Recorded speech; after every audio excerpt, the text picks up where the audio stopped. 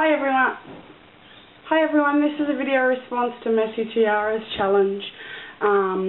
It was to do a layout using thickers, layering and journaling, which I did down there. The reason I got into scrapbooking is my husband passed away, who is the picture in the photo.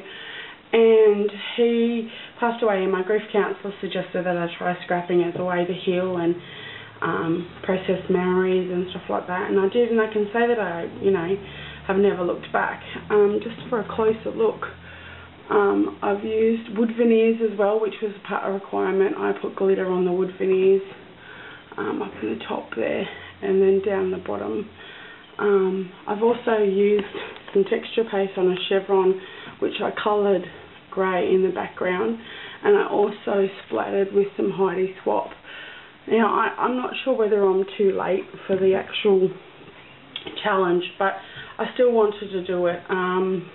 Messy Tiara is an awesome inspiration. I watch her process videos regularly, and it's an awesome thing to do, just to do the challenge, even if you don't win a prize.